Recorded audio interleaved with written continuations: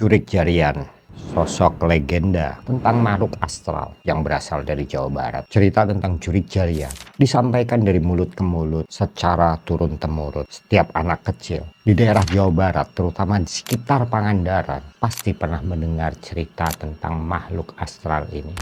Dan salah satu dari teman kelana kita kali ini, sebut saja Roy, dia mengalami atau mendengarkan secara langsung cerita tentang Jurik Jarian ini. Awalnya Roy tidak mempercayai tentang eksistensi dari makhluk astral Jurik Jarian ini. Awalnya dia mengira cerita tentang Jurik Jarian ini sengaja dibuat agar anak-anak kecil di daerah sekitar Pangandaran itu rajin menjaga kebersihan.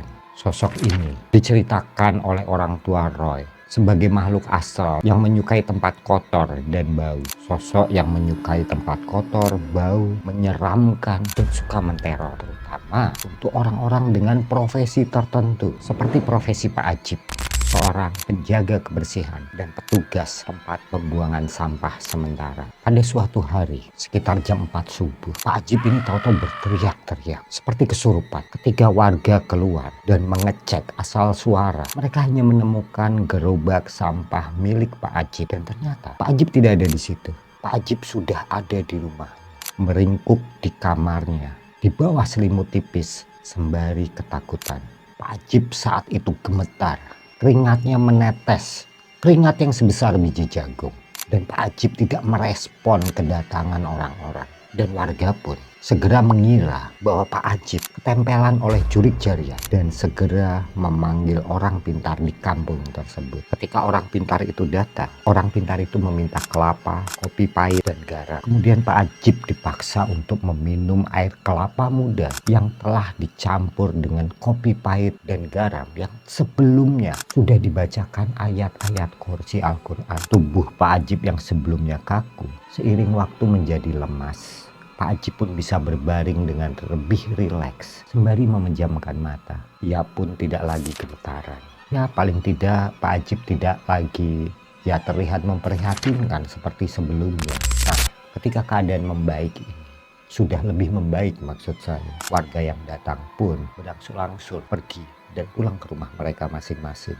Namun semua warga masih bertanya-tanya, ada apa dengan Pak Ajib dan apa yang menyebabkan Pak Ajib berlaku dan menjadi seperti itu. Dan berapa hari setelahnya, Pak Ajib kembali beraktivitas secara normal. Bedanya, kali ini Pak Ajib memungut sampah pada siang hari. Padahal biasanya aktivitas Pak Ajib itu dimulai setelah tengah malam hingga jam 6 pagi. Inilah yang kemudian mengundang banyak pertanyaan dari warga sekitar. Konon, pada hari itu, Pak Ajib melihat sosok wanita dengan rambut panjang.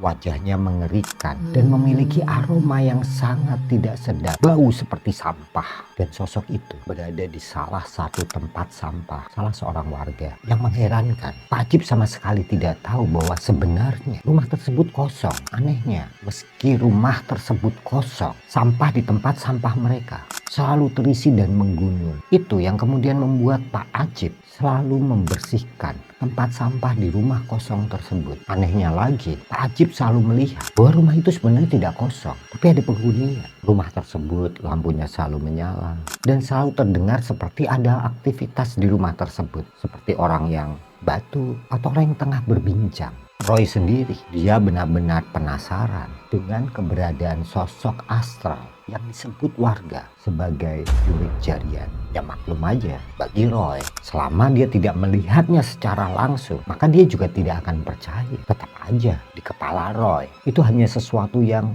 fiktif. Akhirnya, di suatu hari, Roy memberanikan diri untuk menelusurinya, untuk mencoba mencari tahu tentang keeksisan dari makhluk astral ini, tentang keberadaan Jurik Jarian. Roy menyaksikan dari kejauhan bahwa benar adanya, bahwa sampah di tempat sampah rumah kosong tersebut selalu terisi dan selalu menumpuk. Jujur, Roy kebingungan dari mana sampah-sampah itu berasal. Hingga suatu hari, tumpukan sampah itu terlihat seperti menyembul-nyembul, bergerak-gerak, seperti ada seseorang yang seperti hendak keluar, mencari-cari atau menggapai-gapai sesuatu yang sebenarnya itu tidak bisa digapai. Dan sekejap kemudian Roy lari tunggang langgang. Benar-benar lari tunggang langgang, lari sampai jatuh bangun. Ya ternyata Roy, meskipun dia mencoba untuk berpikir rasional, dia masih takut dengan hantu itu. Yang membuat Roy lari itu bukan hanya sampah yang bergerak-gerak, tapi karena dia melihat sosok yang humanoid tapi tidak bisa dibilang manusia. Lebih tepatnya bentuknya seperti gorila hitam berburu dengan tangan yang panjang. Roy benar-benar tak paham. Sosok itu terlihat seperti tumpukan sampah, namun hidup dan seolah-olah memiliki daging. Tapi daging-daging itu adalah sampah-sampah yang menempel di tubuhnya. Dan wajahnya itu terlihat seperti wajah, tapi membusuk, meleleh. Tak ada mata, juga tidak terdapat hidung di wajah tersebut. Hanya terlihat sesuatu yang seperti rahang dan menggantung. Dan ketika Roy lari, sosok itu seolah mengejar Roy. Dan Roy mengetahui bahwa hantu itu mengejar Roy meskipun Roy tidak pernah menoleh ke belakang. Roy mengetahui hantu tersebut mengejarnya. Itu dari bau yang selalu tercium di hidung Roy. Seolah mengikuti Roy. Bahkan setelah Roy sampai rumah, bau itu tidak juga hilang dari penciumannya. Sesuai namanya, jurit jarian yang memiliki arti hantu sampah. Wilayah kekuasaannya pun berada di tempat-tempat pembuangan sampah. Apalagi jika kita mengingat ungkapan bahwa jin dan setan itu menyukai tempat kotor. Ada beberapa versi menyangkut sosok dan bentuk jurit jarian ini. Ada beberapa yang menyebutkannya seperti sosok perempuan yang menyeramkan. Sementara yang lainnya menyebutkan bahwa sosok ini menyerupai tuyul.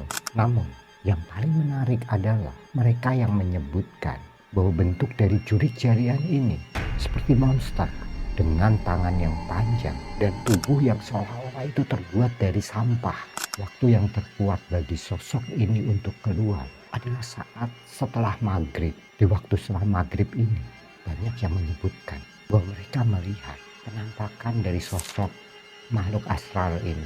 Dan biasanya makhluk astral ini memiliki target khusus, yaitu anak-anak dan wanita hamil.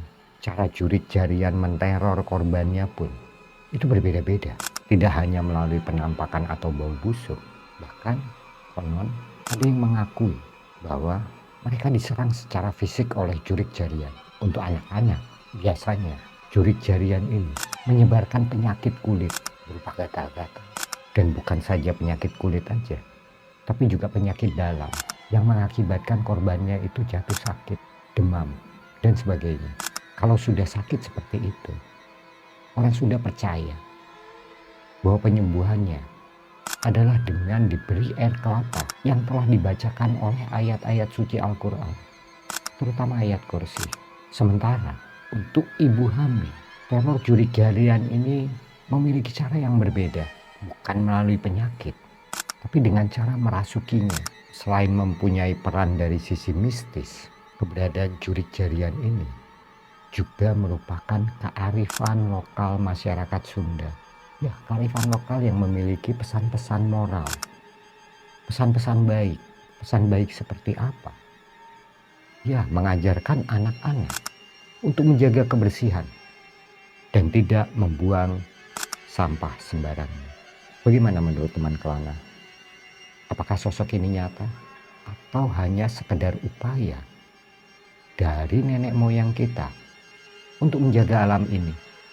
Sesuatu yang diturunkan secara turun-temurun dari mulut ke mulut. Gimana? Tetap di Kelana Studio dalam podcast Bau Tanah bersama saya, Ceto.